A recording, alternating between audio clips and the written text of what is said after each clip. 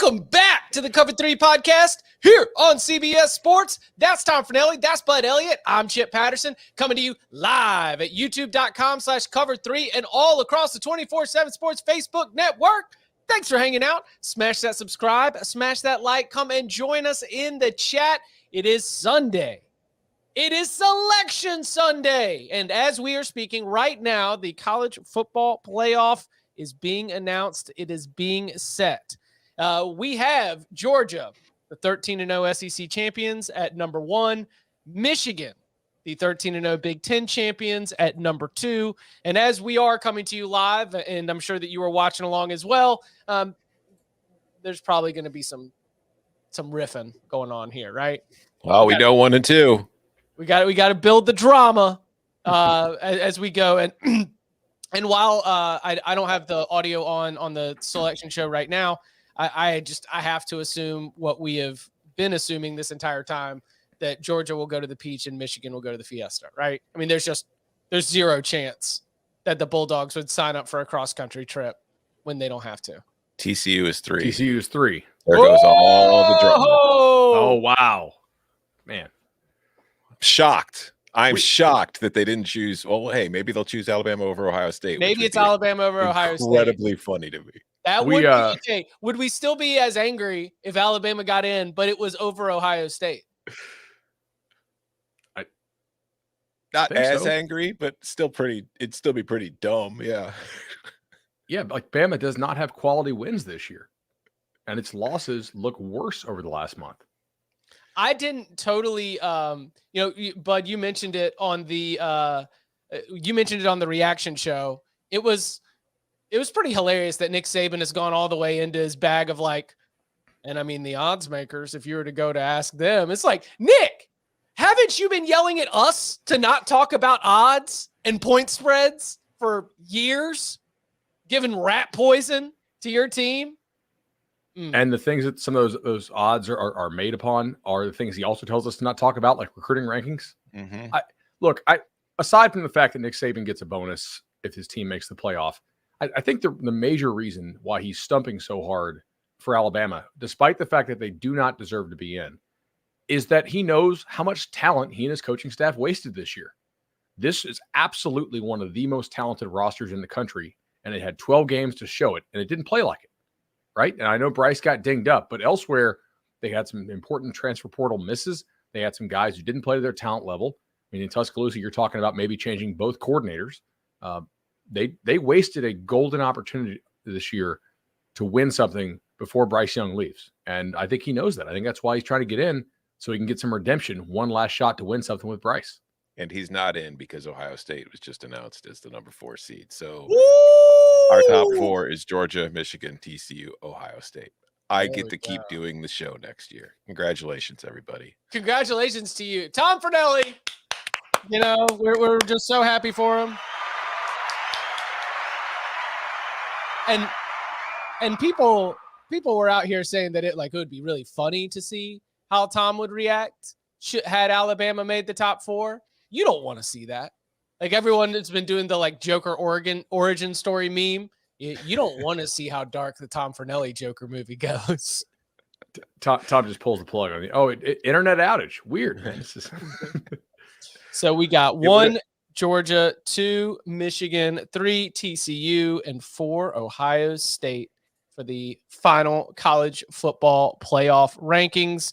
It'll be the Bulldogs versus the Buckeyes, and it will be the Wolverines against the Horned Frogs. Giddy up. It's a great mascot, Final Four. Like, you've got one generic name in the Bulldogs, but then you've got Wolverines, Buckeyes, Horned Frogs. It's a nice name. It's a nice battle of names. That's what it's all about. Alabama's at 5 and Tennessee at 6. So Alabama ranked ahead of the team that beat it. The last thing I want to say on Bama before we move on, because now I don't really want to talk about Alabama anymore. I want to talk about the playoff teams that actually deserve to be in there, and the committee did the correct thing here. If TCU or Ohio State gets smoked, I don't want to hear about how Alabama would have not gotten smoked, because here's the thing. Bama has 2 L's to teams that Georgia smoked, right? Georgia crushed LSU. Georgia smoked Tennessee and could have put up 50 on them if they hadn't called the dogs off and started running the ball every play in the second half. This idea that Bama would not get smoked by Georgia this year, there is no evidence for that, period. Like, they've already lost to 2 teams that Georgia smoked. Sorry. And also, Georgia's smoking teams is just kind of what Georgia does. Like, if they crush them, that's because Georgia's really good. And Ohio State was already smoked by Michigan. So it's like, it's one of those situations where this is just an odd year where we're in this situation that we're in, where we're like, there's a literal debate, with a sturdy foundation or not. Throwing that aside, there's a debate about a 2-loss Alabama team having a shot to get in simply because there isn't a dominant team, or there's only one dominant team, or maybe 2 if you consider Michigan. So we've got to find 4 teams for a tournament that we created, despite the fact that there probably really are only 2 teams that have had dominant seasons, Georgia and Michigan. So you get stuck in these dumb little conversations about, well, who's the 4th most dominant team? And the 4th most dominant team in most seasons, if you just look at the way the playoff is played out, is usually nowhere near the caliber of one of the top 2 teams. And that's just what happens. Last year it was Cincinnati that got crushed in its semifinal. Every year there is a team getting crushed in the semifinal. It doesn't mean they didn't deserve to be there. It just means there's usually only 1 or 2 elite teams. So that's why the BCS is great. This would have been a great BCS year today. However, if Kansas State, who they probably scored, by the way, like very well, TCU could be undefeated here. If TCU had won, it would have been a pretty bad BCS year, because let's remember, Michigan's non-conference was a total joke. And, I think that those of us arguing the BCS would have been great this year got a little bit fortunate that TCU did not win. But would TCU have made it in a BCS system? No, that's what I'm saying. Like, but you would have had a legitimate complaint from TCU. When official, I just try to pull up Caesars real quick. When official lines pop up for these games, holler at me. Well, we have a book that's not our sponsor. It's been up since last night, which is one of the reasons we were confident that Bama was not getting in. Michigan 9, I think, over TCU, and I think I saw 6.5, I believe, for Georgia. 6.5, I believe. Let me pull to see if that's changed. Oof. So TCU is a new arrival to the college football playoff. Obviously, Georgia has been in multiple times, first making its debut back in 2017, then also being in last year as they won the national championship. This is many visits for Ohio State, and Michigan, of course, making it for the 2nd straight season.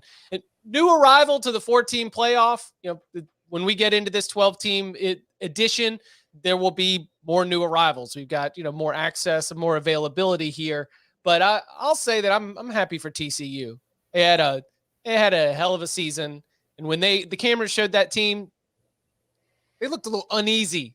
It felt confident. But they knew there was a chance that this thing could have gone really sour. This is, after all, a program that got screwed in 2014. And so if there were still some scars from that, I would not blame them. So congratulations to TCU, as you are the latest newcomer to the college football playoff club, a club that is about to get significantly less exclusive beginning in the 2024 season. Yeah, and I mean, it's great timing, too, because not only is this TCU's first appearance in the playoff, TCU becomes the first Big 12 team that isn't Oklahoma to be chosen for the playoff, and they do it in the year in which Oklahoma is, soon to be leaving the conference. So in a time where the conference is going to be changing, could be something of a, like planting your flag in a way of saying, nope, we're the new guys in town. Yeah, I mean, like, TCU is recruiting well. They obviously are going to be pretty involved in the NIL space. This is definitely going to elevate TCU's program, no matter what happens in the playoff, right? And honestly, you can't tell me that Michigan is absolutely going to smash these guys. They have played a lot of games where they did not smash people this year against much worse teams than TCU. But you look at this, TCU is a pretty good football team, guys. They have a future, like top end draft pick receiver in Quentin Johnston. Max Duggan is a dude who we saw at Elite 11 as a recruit, and he was I think a 4 or 5 sport guy from Iowa. Wrestling, basketball, baseball, football, maybe he did track. And so he's somebody who's just continued to emerge throughout his college career after a couple of rocky years, because he did not get all that like private quarterback training, and he wasn't just all in on quarterback all throughout his high school career. He was a really raw guy coming out with some tools, and now he's starting to maximize those tools a little bit. Still a really good athlete. You have some difference makers on defense. They hit on Newton in the corner, or Newman rather, who they got from Louisiana Monroe. TCU is a pretty good football team. You know, like and Miller, by the way, I know he didn't get in yesterday on the goal line. That's a really good back. Like, this is a team that if you guys don't watch a lot of Big 12, I know you do, but speaking to our audience here, they're pretty fun to watch.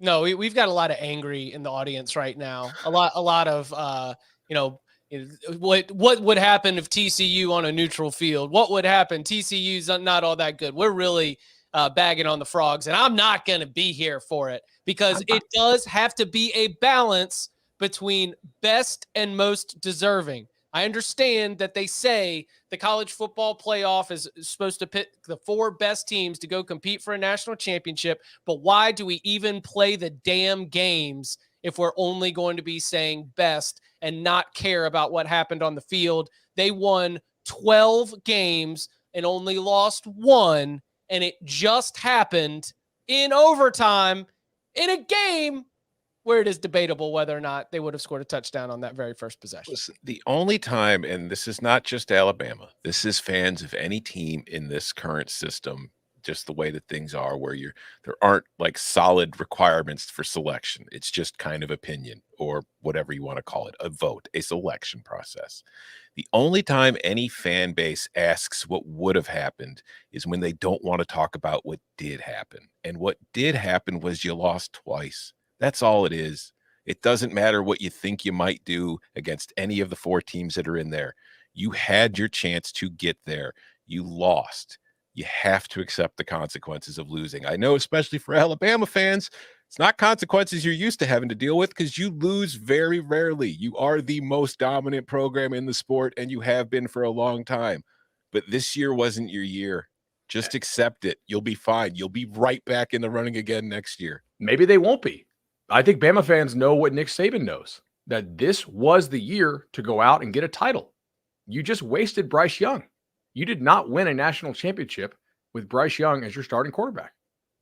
There's a lot of guys on this team who won't be back next year. I think these Bama fans in our comments right now are worried that it's slipping away, right?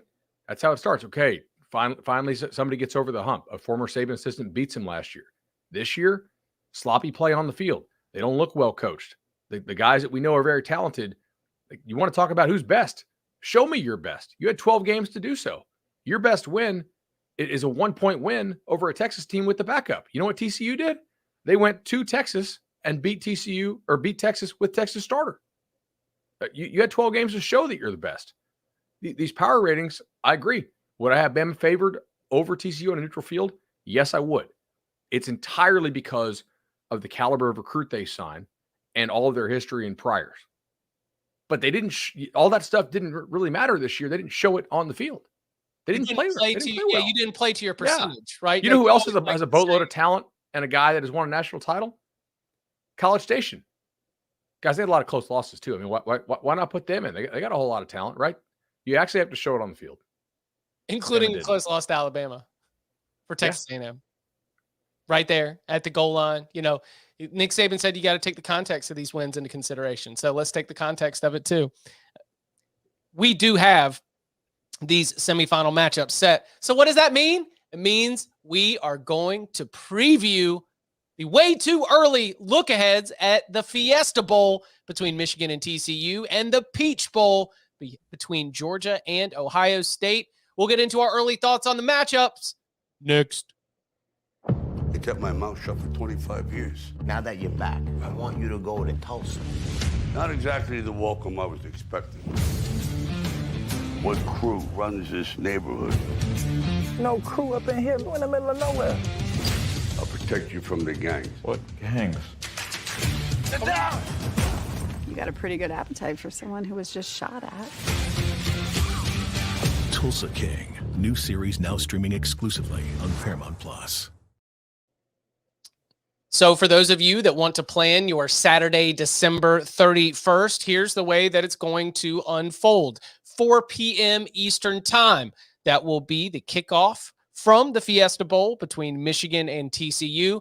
Again, our early lines that we got on that from Vegas and indicated we got Michigan around a 9-point favorite. At 8 p.m., the nightcap, ringing in the new year with Georgia and Ohio State in the Peach Bowl from Atlanta. Georgia favored by about 6.5. So let's go in chronological order. First with that 4 p.m. kickoff from the Fiesta Bowl, Michigan and TCU. So what are going to be the keys for Michigan to try? Like, what can Michigan do to be able to take control of this game from start to finish and try to exert it in a way that the Wolverines have done against most of their opponents? Don't give up the big plays. I mean, that's we saw it. We saw it against Purdue. We saw it against Ohio State. We've seen it a lot with Michigan this year. You can move the ball on them to a degree in the open field, but once this field starts to get short, can you finish drives and put the ball in the end zone? We saw TCU against Kansas State. Now, one of those touchdowns that wasn't a touchdown was a touchdown. They didn't get credit for it, but we have seen TCU kind of struggle in those situations. A lot of what TCU does is explosive plays to get points on the board. If TCU's in a red zone situation or in whatever you want to call it, inside the 40, inside the 30, whatever kind of scoring zone you prefer, if TCU is in those situations, will they be able to finish drives against Michigan? That's what it's going to come down to, because TCU's not going to beat Michigan by playing defense. It's going to have to outscore it in some way, because Michigan's offensive line is going to be able to help them move the ball against that defense. So you've got to outscore it. You've got to hit big plays. And if you're Michigan, you just got to keep them kicking field goals like you did to Purdue and like you did to Ohio State. I was going to say the exact opposite thing. Well, the same thing, but for the other side of the football. Oh, okay. Yeah. Right. So if you look at TCU's defense on a down basis, they're really pretty good. The one weakness so far this year is that they have given up the explosive pass play too often. That's kind of the one area that you can typically hit them. Most teams do not run on TCU all that effectively. And TCU is not huge up front, but they do a really good job with stunts and blitzes and angles to keep people off balance. I think the perfect example of that, honestly, is the Texas game.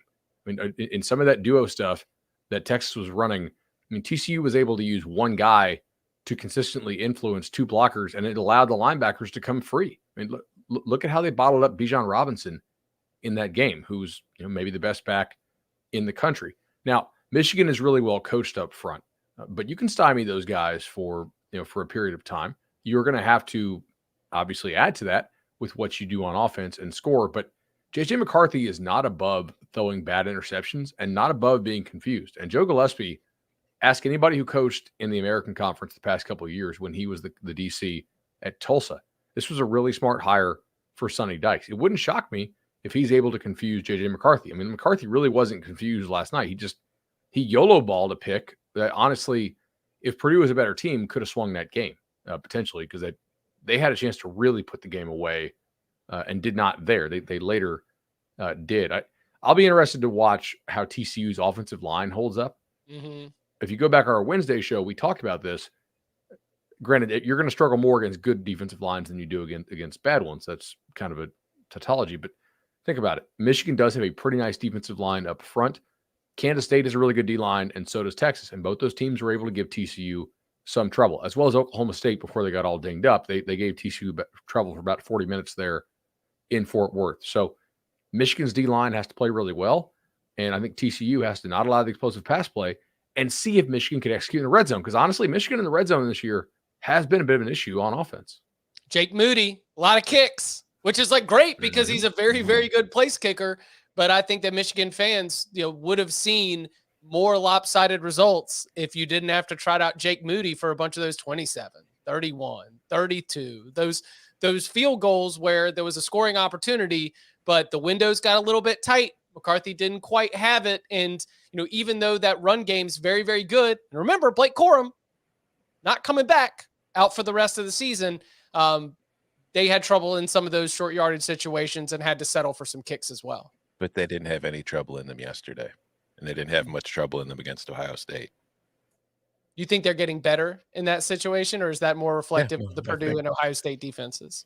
I don't Ohio State's defense is good, first of all, but I mean, Purdue's defense has been pretty solid Or like too. the execution, to grade the performance. I think that JJ McCarthy's getting better. I think that McCarthy early in the year was probably the biggest hindrance towards Michigan not being able to finish those drives. I think JJ's making better throws in that situation. And I think maybe the play calls have been a little bit better for him in those situations. And they've been able to run the ball. I can't remember the kid's name right now, but he's kind of become their short yardage back since Corum went out, and he's been very effective in that role. I don't think it's as big of a problem for the Wolverines right now as it was maybe even 3 or 4 weeks ago. That's good to know. I mean, I'm admitting that Big Ten championship game was still in like the third quarter when we started our instant reaction show. I have not gotten back my own eyes on it to grade that film. So I know from our notes and our discussions that, Purdue, to go back to the TCU side of this, Purdue had opportunities that it was not able to turn into touchdowns, and that clearly let the game slip away. So if you want a roadmap for TCU on how to not be able to give yourself a chance to win late, I think that the Purdue script in terms of getting touchdowns in those red zone opportunities certainly has to be on the table. So Alex in the chat asked a question earlier. Let me see if I can pull it up, because I don't think that we've exactly mentioned this, but it's certainly something that is like in the wouldn't it be hilarious. Alex says, who else is hoping for an extremely toxic Ohio State Michigan national championship game? ESPN. Yeah, of course. Yeah. Speaking of that, I didn't bring it up on the show last night because we were talking about something else, but I don't know if anybody saw it. But after the game, on the Fox set, the post game, they're interviewing, like they've got the entire Michigan team over by the set. It's Mike Hill, it's Brady, it's Matt, it's Reggie, and it's Urban. And Harbaugh's up there with them. And Harbaugh and Urban Meyer could not be in a bigger battle to get as far away from one another as possible. Like they were on the very opposite ends of the desks, and they did not look like they had any interest in moving closer to one another. It was hilarious. That doesn't surprise me. I will say now every time I watch Jim Harbaugh on TV, and I think the guy's an awesome football coach, and it's amazing how he's bounced back. It does. There was a meme on Instagram. I forgot who posted this, but it was like your parents on FaceTime. Like Harbaugh always looks like he's like too close to the camera, or just like how does this thing work? It's pretty awesome. One thing I'm interested in is how deep can TCU go on Michigan, right? Teams, for the most part, have not chucked it deep on the Wolverines this year. And part of this, I think, is going to be, can Michigan sit in too high and force TCU to execute underneath? And that means that they're getting pressure, they're getting line movement, they're compressing that pocket around Max Duggan without needing to blitz. But just looking at the stats, that is something that stands out to me, is that most teams have not gone deep on Michigan. And I want to see if you can. Yeah, I do think that for this is not our interest, but for NFL evaluators, Quentin Johnson is somebody who's kind of climbed up draft boards this year. I think this will be a very important game for him as far as his possible first round future if he's able to do so. But as for the other half of the equation of Ohio State and Michigan meeting in the title game, it's just Ohio State can beat Georgia. Like they got beat up by Michigan. But just in a vacuum, this is a very good team. Like they only lost the one game, and they lost to a team that didn't lose to anybody. But I just don't. It's weird after seeing what happened to them against Michigan last year and what happened to them against Michigan this year. It's hard for me to look at that team and the way it plays and put it up against Georgia and think that it's going to win that game. It's right. Just because I mean, obviously, I'm coming at this just from the emotions, from the rivalry side of this, because the one thing that's always been placed into these kind of situations is that oftentimes I've heard from fans, you don't want it because the pain of the loss within the context of that rivalry would maybe be less than the joy of the win, or the anxiety going into it almost wouldn't be worth it, because if Ohio State or Michigan beats the other in a national championship game on the field in the college football playoff, that thing is going to resonate for generations. It's like North Carolina Duke in the Final Four. And the curse continues. Mm-hmm. North Carolina basketball, 3-game losing streak. North Carolina football, 3-game losing streak. Chip Patterson, 0-18, 2 weeks in the locks. But Ohio State's offense is a beautiful thing. But the thing is with CJ Stroud, who I think is a great quarterback and who will be one of the first quarterbacks taken in the NFL draft, like every single quarterback struggles when under pressure. That's kind of the whole point of putting pressure on them. It's a lot easier to throw a football when nobody's in your face and you're able to step in, take your time, and put it where you want. But Stroud, I do feel, struggles with pressure in front of him a lot more than some of the other top guys. And with that Ohio State offensive line, which I don't think is particularly exceptional. I think it's got some good players, but I don't think as a unit it has been anything that really kind of impresses me to the same level that a Georgia line does or a Michigan line does or a few other lines in the country. Going up against that Georgia front, I just don't see CJ Stroud having many clean pockets to work with. And when he gets flustered is when he makes some bad decisions. And I just can kind of see that snowballing on him in this game against that defense, against the team that has, it has NFL talent at corner. It has the kind of talent at corner that can match up with the NFL talent that Ohio State has receivers. And there aren't many other teams in the country that have that. And the times that Ohio State's offense has struggled is when they've run into the teams that have that. So it's difficult for me to think that the Buckeyes are going to beat Georgia here, unless Georgia turns the ball over multiple times and the Ohio State defense balls out. I go through this and I'm not really sure what good passing games aside from Tennessee Georgia's really faced. I'm not disagreeing with Tom that Georgia's a talented team on defense. I think they are probably the best defense in the country. But at the same time, there is an element here with just college football defense in general. Either you have faced elite passing attacks or really good quarterbacks and seen what you can do against them, or you haven't, right? And we see some teams that get lit up when they play decent quarterbacks and feast on bad ones. And in the SEC East this year, there was a lot of poor quarterback play, right? Will Levis did not play well. Brady Cook at Missouri is not a good quarterback. Spencer Rattler has 2 good games, 2 average, and about 4 bad ones, right? Hooker obviously played well most of the year, so that is a feather in their cap. Richardson was wildly up and down. They got about 2 quarters of bad AR and about 20 minutes of good AR. Who did Georgia play from the West? Will Rogers, who was kind of disappointing this year relative to expectations, and Auburn, obviously, which really doesn't believe in passing. So, we'll see how good these Georgia corners are. And can Georgia generate pressure without having to blitz too much? I don't know. I don't know that Georgia has great pass rushers off the edge. And I do think Ohio State has some decent pass protecting tackles there. So I'm excited to watch that matchup from that perspective. They might be able to make Georgia play out of its comfort zone defensively better than Tennessee did. Well, the counter to that, though, is how many elite passing attacks has Georgia faced? How many elite passing attacks exist? Like Tennessee, I think, is one of what we saw all year was one of the elite passing attacks from a scheme standpoint. Maybe not talent-wise, but they were tearing everybody apart. Georgia only had a week to prepare for that game and completely shut it down. Georgia's got a month to prepare for what Ohio State does and what what's trying to do. And we've seen Ohio State. What's happened to Ohio State when it's gone against elite defenses?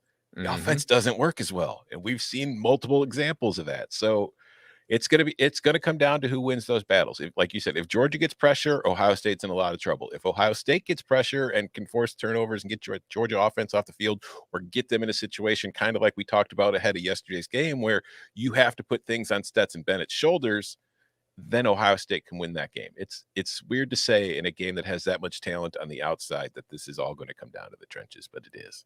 Oh, no, that's right out of Football 101. Yeah, I'm just going to actually copy and paste that for all the radio hits over the next month. Well, it comes down to the trenches and winning the turnover battle. They're cliches for a reason, man. All right, Jackson Smith and Jigba, you think he comes back? No. Is that being reported somewhere? No. I just think that the Ohio State fan right now is thinking, hey, if JSN comes back, the math changes. And that would be a difference maker that is worth reconsidering Ohio State's chances to be able to score touchdowns and overwhelm the Georgia secondary with the talent on the outside. I mean, I think that Marvin Harrison Jr. is the best wide receiver in college football this season. And now all of a sudden, if you add somebody with the ceiling of Jackson Smith and Jigba, the math changes. But what's the thought process if you're an Ohio State fan, if you're Johnny Buckeye, and you're convincing yourself that JSN might come back for this game? Your thought process is JSN's going to come back because it's a big game. Was the Michigan game a big game? Because he didn't play in that one. And maybe you're thinking another month of time off will be what he needs to heal. He's had 3 months to heal. Just maybe start asking yourself the possibility that it's not just the hamstring that's keeping him off the field. Can we at least entertain the idea that if you were Ohio State, you'd put out the smoke that he's playing? Oh, I would, and I would be trying to get him to play. That's 100%. But like, even if you have received word behind the scenes, or at least the notion behind the scenes, that he is not going to play, you at least have to put it out there to make Georgia think about it, right? It's a different offense with him in. Like, I love Marvin Harrison Jr., right? And Marvin Harrison Jr. is a good athlete. He's a great body control guy. He's a technician, and he also has great hands. He is not a burner, right? Smith-Njigba does give them a different speed element that they have lacked right now. And it's hard to say they lacked. I mean, they're probably the best offense in the country. But they are different with him, So we'll see. Like, if he's decided he's going to play, that does change the game. Yes. Yeah. Georgia should not be a 7-point favorite if Smith-Njigba plays. Way too early. We've got so much time to break this down, and we will. Don't worry. But way too early. What are your predictions? How do you think this goes? See Georgia and Michigan in the final. Yeah, I agree at this point. Georgia, Michigan, the potential for Ohio State, Michigan, at least in the odds makers standpoint, seems like it is more likely than if we were to get Ohio State, TCU. Georgia, TCU, also a possibility. Though TCU wins, it would be the Big 12's first college football playoff win. A lot of college football playoff appearances. No Big 12 team has ever advanced to the national championship game. And congratulations to the Big 10. You also now join the club of a conference to get 2 teams in. And congratulations to Tom Fornelli, who called this thing back in July when he said Ohio State and Michigan were both going to enter the game undefeated, and they were both going to make the college football playoff. With the loser as the number 4 seed. With the loser. I was that specific. Woo! Man, very excited, and thanks to everybody for hanging out. We're going to continue to be delivering lots of bowl content, transfer portal content, more coaching news as it comes down the way. So be sure that you are subscribed to the Cover 3 podcast, wherever you get your podcasts, youtube.com/cover3. Smash the bell for notifications, and you can follow him on Twitter at Tom Fornelli. You can follow him at Bud Elliott 3. You can follow me at Chip_Patterson. Gentlemen, thank you very much. Thank you. See y'all.